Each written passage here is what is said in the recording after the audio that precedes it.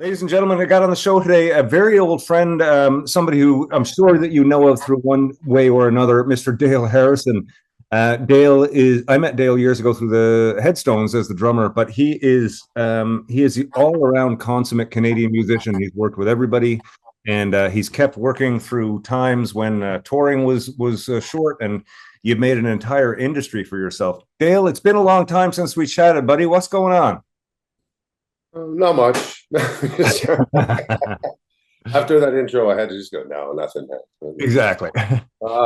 Try and just keep them busy, like everybody else. But, when you have a change and come out of COVID, as we did, just trying to just stay as busy as possible, playing with Right. different bands. I hooked up with Classic Albums Live in 2016 when I left the Headstones, and it's like I've been sort of slowly getting more and more busy. And, that kind of fluctuates all over the place, but Yeah. just yeah, learning a lot. It was like going back to school doing the Classic Albums Live thing because I bet it is. I just dropped by your website this morning too. I don't visit websites very often because people I know, I kind of know them, and it's like, oh, I know what's going on in Dale's world.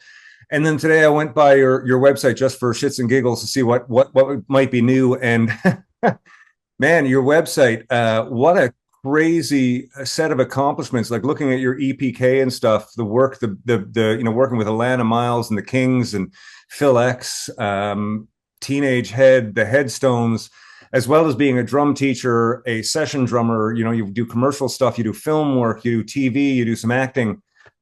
What a well-rounded career, so to speak. Between me and you, we both know the back end of these careers and how they are, of course, the reality of them. But you've done really well. Like you've broadened out into so many different things. How did that all happen as a musician? Like, how did you go from being sort of in a band and being in that sort of band centric mentality to coming out and becoming Dale Harrison? Session drummer, actor, musician, writer, composer, producer, all these things. Was that a natural evolution, or was that kind of forced, or how did that happen for you? well, I think a lot of it was that happened while the Headstones thing was flowing. We had a good run at that stuff, and because Hughes was is an actor, and he involved us a lot in a bunch of different things. That's So we all cool. got to dip our feet into that and doing soundtracks for different movies and stuff. And when we did a hiatus, that was what enabled me to take off and go branch out a little bit and play with the Lana Miles and the Kings and Teenage Head and Edwin, Yep. and stuff. And then just doing a lot of jingles and things like that as well. So, and then of course you're available to do other albums and stuff for people because people understand that you're available. And Right. as we both know, like when you were going full time with the Watchmen and stuff too, and then later on Thornley, like, when people think that you're really, really busy, they're not calling you for gigs because they're Yep. like, oh shit, he's too busy, Yeah. So I think what happens is that when that door opens up a little bit and people realize that you're available to do those kind of things, and then you show up and you do the best job you can, then you get called back, Yeah. as you know too.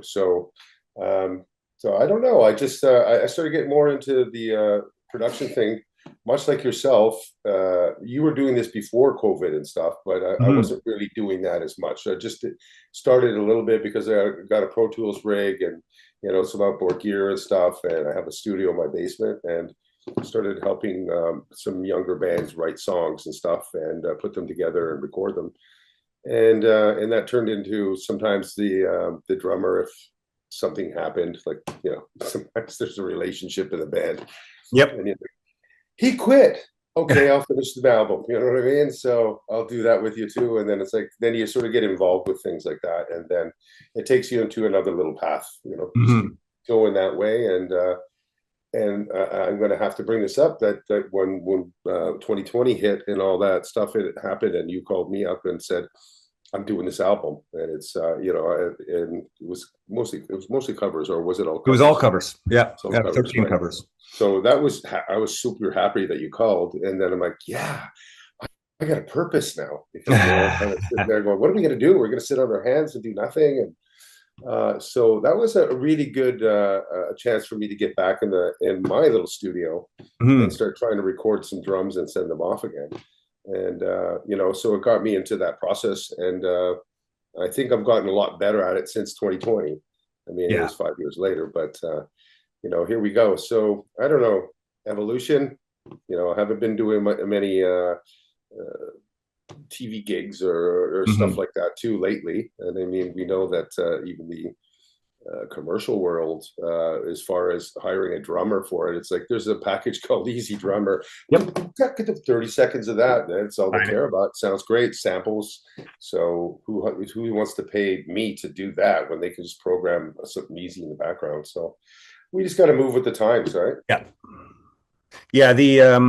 The need for live musicians is getting less and less. I fought against it for a long time. I mean, I've been into EDM. I listened to, I mean, my punk rock led into the new wave of the 80s, and that was, my introduction to, quantized drums and sampled music. Yeah. I kind of lost it for a while, got really into rock and roll, and just sort of everything had to be played live.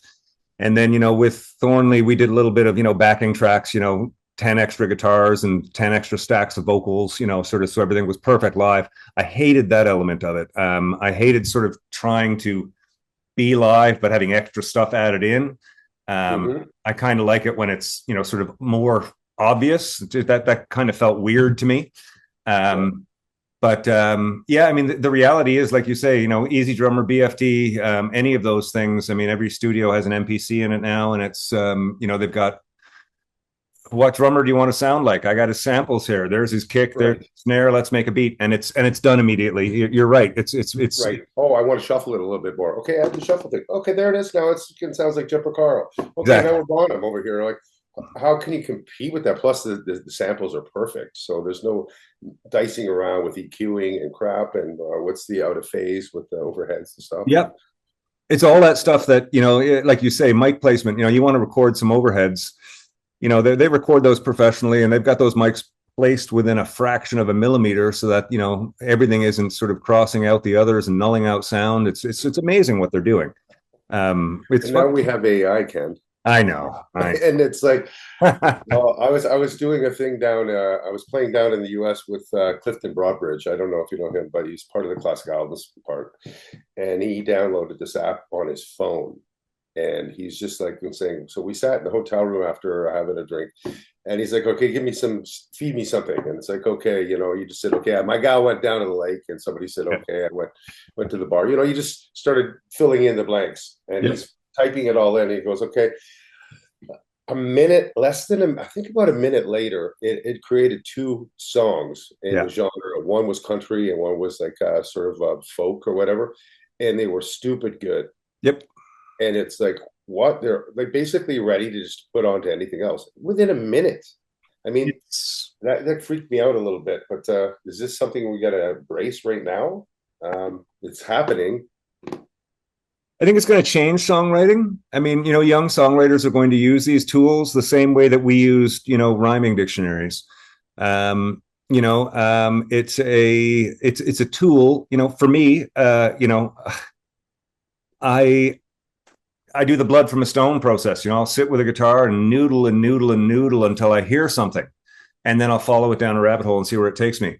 Now instead of noodling, you just sort of type a bunch of prompts into it, and it creates all this stuff for you, and you use that. Hopefully you use that to follow down the rabbit hole, as opposed to just using that as your finished product, which I think is what happens with a lot of people. I think if we can learn to harness the technology with the craft of songwriting and the craft of musicianship, we can make some interesting things. And it has been done. Yeah, yeah, no. See, that's it. That's why I was wanting to hear your opinion on it too, because I kind of go, well, it's not something I haven't tried to use AI on anything else too, but I've been doing most of my writing on piano lately, and for since the last few years, more than less than guitar. And I'm a Yeah. really bad guitar player, but I like again what you say. You come up with a riff. I was like, no, no, no, no. What is that? And it's Yeah. probably the most basic thing, which it usually is because I'm not very good, like I said. But Basic then things now I'm work. just going to come up with a few chords, and then I'll know it on piano. So I go, okay, that's what it is on piano, or I come up with something on piano and kind of go, okay, well, these are the basic chords on guitar. and there's completely two different sounds. Yeah. I mean, I used to do that when we were writing for Headstones albums too. I'd give them a demo of like 5 songs I did on piano. They're like, "Well, I don't hear anything here." It's like, I'm like, dudes, you're not using your imagination. Try these chords like that. I go, "Well, dude, we're a guitar-driven band. Like, that's for your solo record now." And I'm Right. like, "Okay." So I picked up a guitar and just did the same thing, and then demoed those songs with guitar, and then they could hear the translation. And then the guys are like, "Oh yeah, this is good." So maybe that's where AI can come in. You can kind of go, okay, well, they can Yeah. listen to this. Now put that in guitar with distortion and make it more punk. And then it'd be like, okay, here it is. Yeah. So, do you know what I mean? I'm not I sure if that is something that can happen yet, but well, no, it definitely is. I watched a video with I can't remember his name right now. He's one of these big songwriter musician dudes. He does all these YouTube videos. Whose name is eluding me. Great guy. But he had recently gone to one of these software platforms too, and he said right now, because AI is generating on the wealth the wealth of information that's in the world. And he said right now, because country pop music is so popular, that's the main genre that these AI components have all the information for. yeah, So, if you go in and say you want something that sounds like Hank Williams, it'll do an okay job of it, but it doesn't have as much information as it does if you say you wanted to be like the new Luke Bryan's, for example. right. And he did the same thing. He sort of so he did it live, fed in a little bit of information. He got 4 tracks back. One was a country track, a country rock track. One was a country track with fiddles and steel. The other one was a pop track, and the other one was like an acoustic folk track. Same song, 4 different treatments, 4 different audiences, and he said it sounded fucking great. He said, like, right now, he said, I would not want to be a songwriter in the country world. He said AI has that down. It's down. Yeah. And again, exactly. It's the information, the input. The information is there. They drag it out from iMusic, Spotify, like everything else. That's already generated AI, so they have access to all that. So that's what their work engine is. Yeah. So whatever the majority of that is what they're deriving from. I imagine. It's amazing. I mean, I think the AI thing that's freaking me out the most. I don't know if you noticed during the playoffs, the hockey games. The boards, right? So the boards have moving ads on them. Oh, totally. But I was watching it one night. I said, now the hockey players aren't seeing those moving ads. Nope. Allison's like, no, of course they're seeing a static image. I said, yeah, but how are the ads showing? But like when a hockey player, so like you've got the board here, the ad showing on the board, and then a hockey player goes by, but you don't see the ad on top of the hockey player. Right. So I looked in to see how they're doing it. They're using AI to fill those spaces. Like AI is being used to fill those spaces when the hockey player goes past it, so that it's not covering the ad and stuff. It was just one of those things that it's like I'm not even thinking about, and AI is making a major significant impact. Having moving advertising in a hockey game on the boards that the players aren't seeing. Yeah, that's a major technology leap. I think it's usually with one side, so they keep one side probably clean, so they're able to do that. Maybe not. I don't know. Probably. Because they usually televise it from one side, and you're looking. Oh, maybe, yeah. And it's only one side of the boards, but they put it on the ice as well. Yeah. Oh, I know. It would be Tim Hortons at 1.2, and then National Bank or whatever the hell, depending on whether it's U.S. And Canadian, or who's paying the money, right? But that was what led me down the hole. I was like, how are they doing this? And of course, as soon as I checked out, it's AI generative technology, and it's like, that makes sense. That makes sense. We are living in a crazy time. Like you and I were so lucky to be able to have that time where we're both on MCA Universal Records and had that money and went out and did stuff and released albums, and people cared and did tours and stuff. Seems like it seems like a different world. It's a different world now. Yeah. I mean, what a time it was. We had money, we had audiences, and we had the machine behind us, which put our pictures in all the newspapers and on all the TV and all the radio, and at the same time we were out living on the road, hanging out in dirty old dressing rooms, no TVs, no cell phones, right. Your book and your CD player or your cassette player at that time, your Walkman. And I mean, that was the end of your entertainment. Let's date ourselves. I know.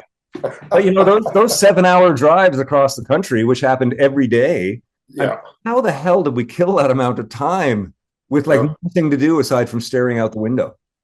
But we did. Or listening to the radio, or like you said, with the book. You know what I mean? It's like, let's get a Jerky Boys CD or a tape. And then it's like, Exactly. oh, now we got a CD player. And then, oh my God, you're in a tour bus. It's like, okay, now we're really stepping up the Oh, I game. know. I know. I remember there's a couple of the gigs that we did too. We both had our buses and we pulled them out onto, I think it was in Winnipeg, out onto the football field and stuff. And Oh, yeah. I had a really good picture of it. Like there was this giant stage, and then there's the two tour buses kind of looking like this. And I'm like, if I could find that goddamn picture, I I'll know. send it to you. It was a good time. It was, I mean, Yeah. it was a good time when it was there. I don't think I could do it again at this age. You know, I see the bands out there touring regularly. I mean, most of the people our age are periodically touring. You know, they're not out doing 200 shows a year Yeah. like we used to. But yeah, it's we lived at a great time, and it's just a different time. I think at this age, you know, like you said, you mentioned earlier, helping out young artists and working with younger artists and stuff. I think it's time for us to take, you know, our knowledge and our years and years of experience, even though much of it is antiquated and the models that we're used to dealing with no longer exist. But we definitely have a life store of knowledge about, you know, writing and creation and all that stuff. And I think we can help the younger generations with that. And that's a really cool thing to do. I love working with younger bands and sort of doing recordings for them and stuff. It's a lot of fun. Classic albums. I wanted to ask you about that because I mean, aside from, you know, you've got this sort of, you know, you've got the footnote of the Headstones, which of course was going to follow you around forever. You know, the Headstones, as Yeah. you Yeah. Dale, Canadian state. I It's mean, part of who I am, man. you guys exactly. There's no being embarrassed about it. There's no, oh, that's in my past. That will always be who you are. And it's a major part of the Canadian footprint of music. And you know, you should be damn proud of that. But outside of that, you've gone on to do all this other cool stuff. But the one thing that I wanted to talk to you about, because this is something that I've been fascinated with, is the Classic Albums Live series. I've been to see a few of them, and they are incredible. The musicians are great. The theaters are fantastic. The organization that puts these things off is amazing. How did you get into that, and how do you find working in that environment? I know it's completely different than, you know, like being on tour with the Headstones, but how is that environment to work in? Well, it's funny. Well, I know we've talked about this before too, but 2020, just before the shutdown, like, you and I were sitting beside each other That's right. at the Wall show at Roy Thompson. That's right. Which was a fantastic show. I mean, that was a band that had been put together. And when I say that, is this is what happens with Classic Albums Live. There's deployments that happen, and there's sort of a selection that goes on to see who could do the certain parts and do the best part of that.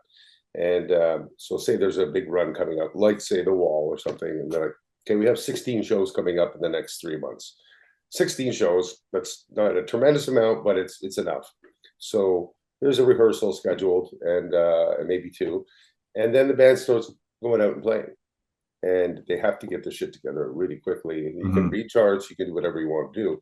But there's people that do a considerable amount of homework at, you know, it's all done at home. Yeah. And that's how, anyway, so that band was together for, you know, that was probably their 16th show. And so they were like firing on all cylinders and stuff. Not to say that other bands don't do that within the Classic Albums community, but sometimes when they keep the same crew together, because they're such large bands, I mean, sometimes there's 12, 14 people, there's a choir going on. It's nice when that collective stays together and they know how to feed off each other, just like a band does on the road. You know, it's like, okay, I can look over at that. They go, yep, exactly. There's, you know, that kind of thing going on. Yep. And sometimes, you know, you're doing a pickup stuff. So it's like, okay, if I'm doing Rumors, I can fly out to California, and we have 3 other people that I've never played with before, but they know their parts of what they're doing. So it's like, okay, well, we have these 7 shows to do, and we brought part of the other crew that we're used to playing together all the time. We do that stuff. So it's really about doing your homework, and because it's note for note, cut for cut, you know what you're doing.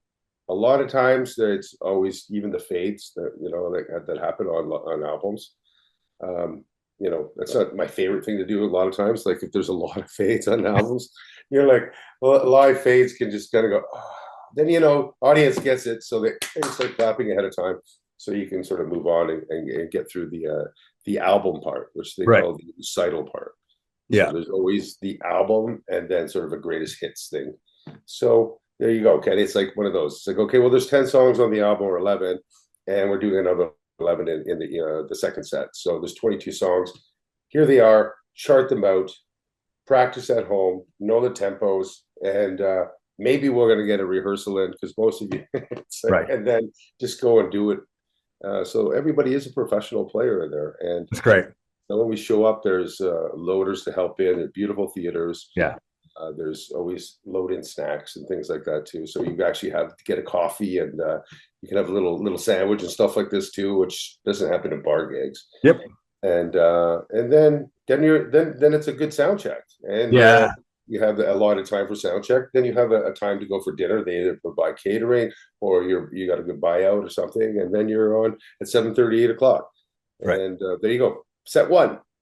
It's done by 9. You got a 20-minute break. You go and do the second set. As soon as that's done, you can start tearing down, get your stuff out of there, and get home. So a lot of times I'm home by it. If it's within the city, man, like you're back by like 10, 11 o'clock, like sometimes midnight, depending on where it is. So you're not playing until 2 o'clock in the morning anymore, and then getting home at 3:30, quarter to 4.